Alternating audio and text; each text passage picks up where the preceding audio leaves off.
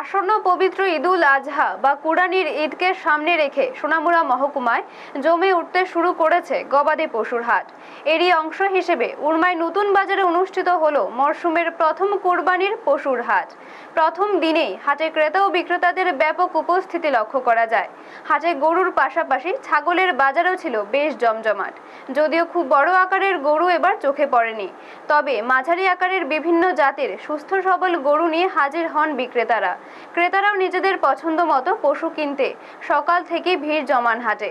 তবে বেচাকেনা নিয়ে মিশ্র প্রতিক্রিয়া দেখা গেছে। বিক্রেতাদের দাবি, বর্তমান সময়ে গো খাদ্য ও লালন পালনের খরচ অনেক বেড়ে গেলেও সেই তুলনায় গরুর দাম তেমন মিলছে না, ফলে আশানুরূপ লাভ করতে পারছেন না খামারি ও ব্যবসায়ীরা। অন্যদিকে প্রথম হাট হওয়ায় পশুর দাম কিছুটা বেশি বলেও মত অনেক ক্রেতার। গরুর পাশাপাশি ছাগলের বাজারেও ছিল উপচে পড়া ভিড়। দিনভর ব্যাপক কেনাবেচা হয়েছে বলে জানিয়েছেন হাট সংশ্লিষ্টরা। পবিত্র কুরবানির প্রথমেই পশুর হাটকে ঘিরে উরমায় নতুন বাজার কমিটির পক্ষ থেকে নেওয়া হয়েছিল বিশেষ প্রস্তুতি। ক্রেতা ও বিক্রেতাদের নিরাপত্তা নিশ্চিত করতে কড়া নজরদারির পাশাপাশি বিভিন্ন সুযোগ সুবিধার ব্যবস্থাও গ্রহণ করা হয়। সব মিলিয়ে প্রথম দিনে জমে উঠেছে সোনামুড়ার উরমায় কুরবানির পশুর হাট। ব্যুরো রিপোর্ট, নিউজ তৎকাল 24। কেমন বাজারের পরিস্থিতি আজকে?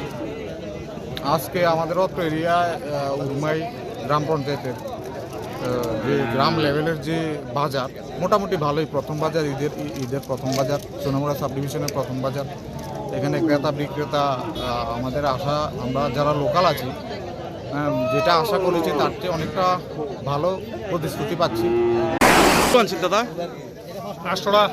কটা বিক্রি করছেন? একটা যাত্রা করছি। এতে বর্তমান খাদ্যদ্রব্য অনুসারে এতে কি লভ্যাংশ বেশি, লাভের মুখ বেশি দেখতেছেন না কম দেখতেছেন?